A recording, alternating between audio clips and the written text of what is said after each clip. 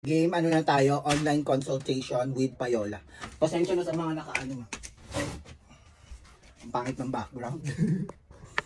So, ayan. Yung crown po ng root canal ko umuuga. Congratulations! Di ba? Bihira yan, crown na umuuga. Congratulations sa'yo. Ha? Ibig sabihin, unusual ka. You're special. Okay. Next. What if di po ako nakapag-adjust ng 1 month? Ibig sabihin, mag-e-extend ang kontrata mo. Kung 2 years lang ang braces mo, magiging 2 years and 1 month. Kung ilan yung buwan na hindi mo in-adjust, ganun din, papatong. Nagigets ba? Naiintindihan? Nyari, matatapos ka 2025, 2026 na. 2025 ng December, hindi ka nakapagpa-adjust. 2026 na ng January. May extend. Naintindihan? Ang ganda ng dress ko. Okay lang yan eh. Thank you for that wonderful answer. Thank you, judges. Okay, next. Ikaw lang din po ba nag-brace sa sarili mo, Dok? Alam mo, related yan sa tanong na, sinong dentista mo, Dok? Ganun na lang din, ha? Sino ang dentista ng mga dentist? Thank you, Majoy, sa gift. Guys, alam mo, kami kasi, yung mga dentist, bihira sa kanila yung unang dentista sa pamilya. Gaya sa amin, pang-5 akong dentista. Di ba? Di ba ganon? May pinagmulan. So, tita ko, dentista, 2 tita ko, dentista, pinsan ko na una, dentista, pang-5 akong dentista. Hanggang sa yung mga pinsan ko, anak ko, apo ko, ide-dentista ko na. Ganon yun. So, ang dentist ko ay ang mama mo. Charot. Hindi. Ang dentist ko, yung sa pamilya namin. Bihira. No, I've been to dental school. Bihira ang mga pangit na katulad mo. Charot. Bihira ang mga unang dentista sa pamilya. Paano kung walang dentista sa pamilya? Anong na mo? Di ba nag-dentistry ka? Di ba? Anong course mo? Dentist. Kaya ka nga naging dentist kasi dentistry kinuha mo eh. Di mga classmate mo dentista din. Oh, sino dentista mo? Classmate mo. Ginigigil nyo na naman ako eh. Ginigigil nyo na naman ako. Sa gabing taglamig. Siyempre, mas alam mo yung kalibre ng classmate mo yun eh. Alam mo kung bababuyin ka, alam mo kung magaling. Utang inang, galing na ni Joanne. Doon ako magpapagawa, classmate ko yun eh. Common sense ha? Kabitan ko sarili ko, pastahan ko sarili ko. Nagun to. Nanti, ginigigil mo na naman ako eh. Next tanong nga. Pagod ako dun ha. Break muna, break.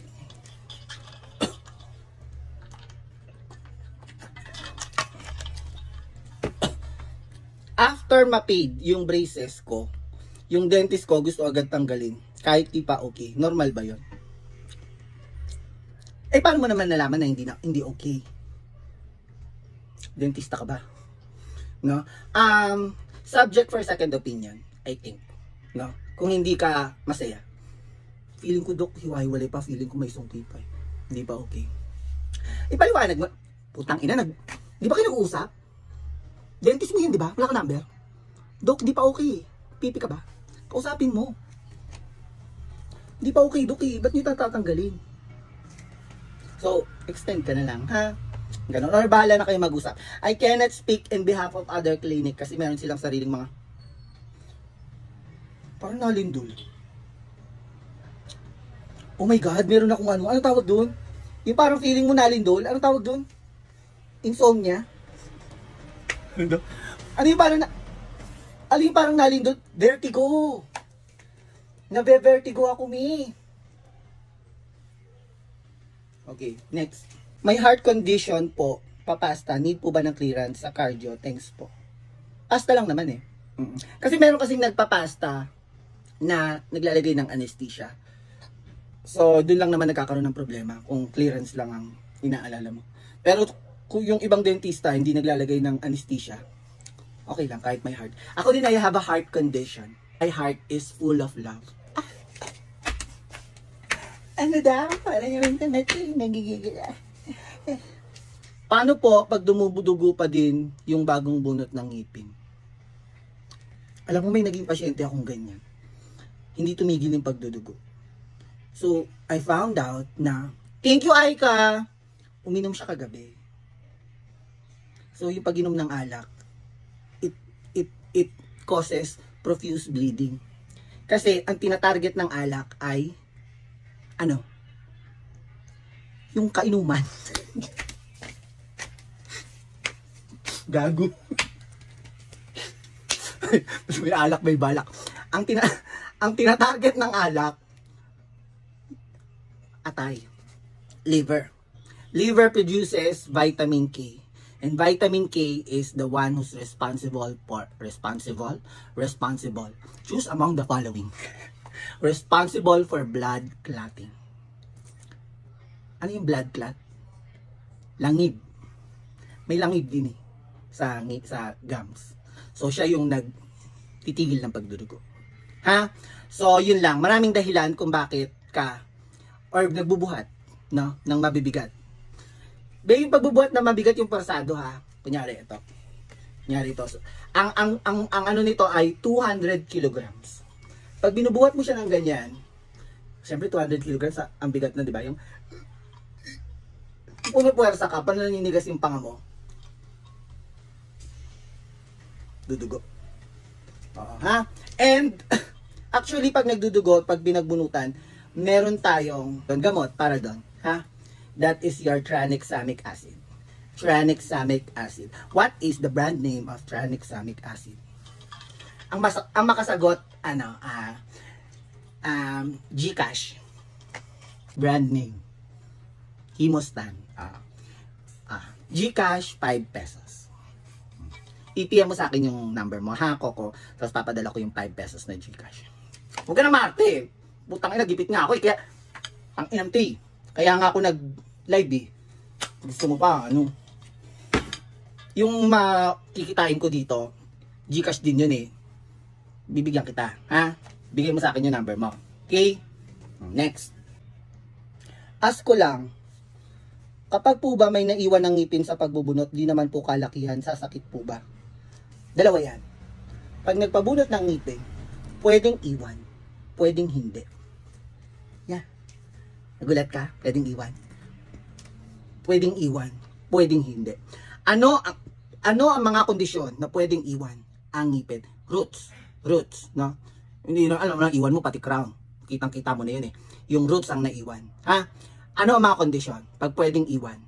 As long as there is no periapical infection. Yun ang pronunciation, ha. As long as there is no periapical infection. Paano namin malalaman? X-ray. Radiograph. Ha? Doon malalaman. Confirmatory. Ha? Pwedeng iwan pag walang periapical infection. Pag merong periapical infection, kailangan tanggalin. Kailangan tanggalin. Ha? Meron pa. Isa, pwede iwan. If the root lies on the sinus. Yung maxillary sinus. Pagtaas. Kasi yung roots natin, sa taas yung roots natin sa bagang, sunod niyan sinus na. Pag nandun yung roots, iwan mo na lang. Iwan mo lang. Bakit? Bakit naman pag naman yung sinus? Magkakaroon ng oro-antral communication. Pwedeng ma-infection ang maxillary sinus. Sinus is a space. Kailangan walang laman. Binutas mo. Dahil pinunot mo yung ngipin na sinasabi ko nga, iwan mo. Hindi yun. Kakaroon ng infection. Ha? Naintindihan? Iwan mo na lang. Bababa rin naman yun. Naintindihan? Pag sa baba, if the root impacted molars, yung root niya lies on the ian, inferior alveolar nerve. Ha? Pag naglalay. So, you will do a procedure, coronectomy, ang tawag. Remove the crown, iwan ang roots. Naiintindihan? So, hindi ko na alam kung bakit naiwan dun sa case mo. At saka meron pa pala, ang root na laging napuputol, most commonly, root na na-fracture, naiiwan, no? Ay 2/3 ng palatal root. 2/3 ng palatal root. Yeah, naiiwan sila. Kasi mahaba at nagkakaroon ng angulation. Nababali. Ibis na tuwid, gumagano no. Kaya naiiwan. So sa mga dental clinician, iniiwan mo na lang yun. Other term ng palatal root is, yes, 100 Gcash. Ano ang other term ng palatal root? Maganda yan. Meron tayong interaction. Di ba? Para alam ko po, kinang ina nyo, kung nakikinig kayo. No, it's not lingual. Palatal root nga, lingual root.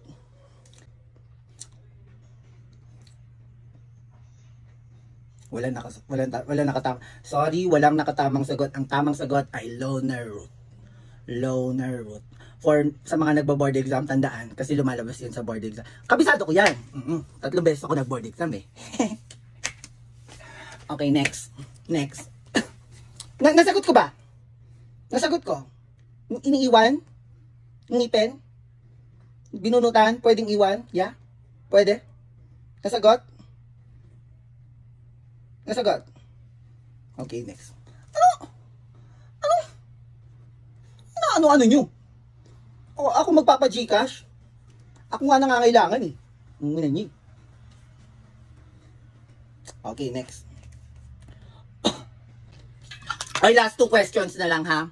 Kasi may pasok ako bukas. Pag na-late sa klase namin, may penalty. Ha? So, last 2 questions na lang. Kung hindi ka napili, malas mo na lang, ha? Sige, go. Okay, ito. Prince. Doc, paano pag every 2 weeks nagkakasingaw? Ano pwedeng gawin? Lagi naman ako nagtututbrush. Pa-check up ka naman pa. Kinang ina mo naman eh. Naghihintay ka lang dito sa TikTok. Every 2 weeks nagkakasingaw ka? Ha? Alam mo ba, laman ng 14 days. Kada 14 days nag-TikTok ka pa. Kinang ina. Paano kung hindi ako nag-live? Ha?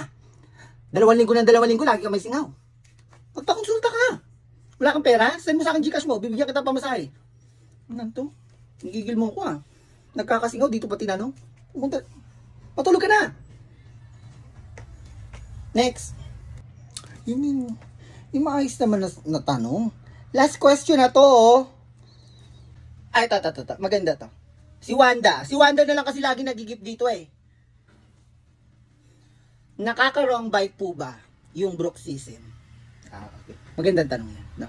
Una sa lahat, ano ang cause ng bruxism? Bruxism is night grinding. Hindi grinder ha, putakin ng mga paminta kayo. Nakarinig lang ng grind. Kalang grinder na. Nakapag-grinder na ba ang lahat? Yes, stress. Ang galing naman ng putang ina. Dentista ba to? Ay, dentistry student ba to? Ang cause ng bruxism ay nawala na ako. Ano ulit? Stress. So, huwag ka magpapastress. Ha? Kasi parang sa sobrang stress, matutulog ka na, active pa rin yung utak mo, so nagko-control yung muscle. Involuntary, you have an involuntary movement. Yun ang nangyayari. Ngayon, anong magiging resulta pag nagkakaskasan yung mga ngipin? No? There's a pathologic condition na abrade, nagagasgas yung ngipin. Dapat yung mga ngipin may anatomy. Dapat may mga anatomy sila, no? May anatomy sila. So, pag nagkikiskisan yung mga ngipin mo, nawawala yung mga cusp. Nawawala yung mga fossa. Ay, yung cusp nawawala. Nafa-flat. Kaya naro-wrong bite. Kasi pag kumagat ka, lock dapat eh. Naglalak yan. Nagro-bruxism ka. Nagaganon ka. Nagagasgas yung ngipin mo. Mas malala kapag meron kang porcelain. Porcelain jacket ka. Isa-isahin natin yung mga tibay ng mga ngipin ha. Ang pinakamahina ng ngipin ay yung pustiso. Yung artificial tooth. Yung pontic. Ha? That's letter A. That's letter A. That's letter A. Ang letter B, your natural teeth. Natural teeth. Ang letter C, pinakamalakas, porcelain. Porcelain pure, porcelain with metal, zirconia, basta porcelain. A, B, natural teeth, C. Okay? So, nangyari. Porcelain ang taas, lahat, pustiso ang baba. Nag-bruxism. Ano mangyayari? Magagasgas ng doble. Kasi nga, yung C, tinalo ang A. Weak nga yung A eh. Yun nga yung pinakamahina eh. Talo ng porcelain ang A. Ang konti. Yung pustiso. Gasgas yan. So, pag tingnan nyo. Yan. So, ano dapat? O, diba, nagkaroon ka na ng idea Kung porcelain yung ngipin mo, fixed bridge sa taas, porcelain ka din sa baba. Para kung mag-bruxism ka man, na-stress ka sa asawa mong laging may kabit, may laban. Porcelain to porcelain. Naintindihan? Naintindihan? Nagigets? Ha? Porcelain versus natural teeth. Sinong talo? Si C laban sa B. Sinong talo? Sagot. Putang ina dito. Sagot! Natural teeth. Kasi pinakamalakas nga si porcelain. Ha? Ang ganda ng porcelain. Maganda talaga. Talo si natural teeth. So anong gagawin namin? Maglagay ka ng porcelain sa baba. To make laban. Pinorcelain mo kasi ganun talaga ang buhay. Wala tayong magagawa. Maglagay ka ng porcelain sa taas. Or pastahan mo lagi. Para hindi siya nagagasgas.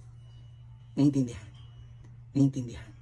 So, yes, posible kang mag-wrong bite dahil napaplat yung ngipin. Mas mabilis pag porcelain pustiso. Porcelain natural. Tama lang ang gasgasan. Natural to natural. Pustiso to pustiso. Artificial to artificial. Laban. And porcelain to porcelain. Nagigets? Naintindihan? Ha? Okay na. Wala nang tanong? Ay, yeah. Very good, Shad. Para hindi magasgas, use night guard. Kasi sa gabi lang naman nag-aano eh. Yes, tama. Thank you ha. Thank you for... May kiss ka sa akin. Tama yung sinabi ni guard. Anong pangalan ng putang ina yun? Use night guard. Ha? Para hindi magkiskisan. Yun lang naman. Ha? Kasi, ano mo, mag-bruxism ka sa umaga. At saka be, wag kang ano yung may sasabihin na, yung udo, nagkikiskisan yung ano, yung ngipin ko pag gabi. Pagtulog yun, darling. Ha? Pagtulog. Yung iba na, paano mo nalaman tulog ka nga? Putang ina naman.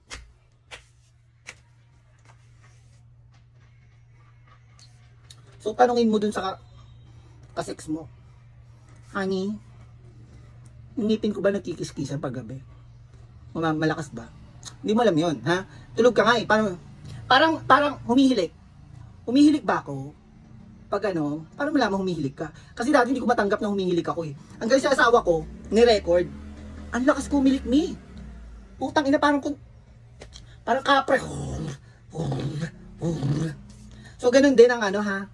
Ganun din ang ganun din ang night grinding ha. Ang bruxism. Malalaman mo kung gaano kalakas sa katabi mo. Udo, nagaganon ako sa gabi.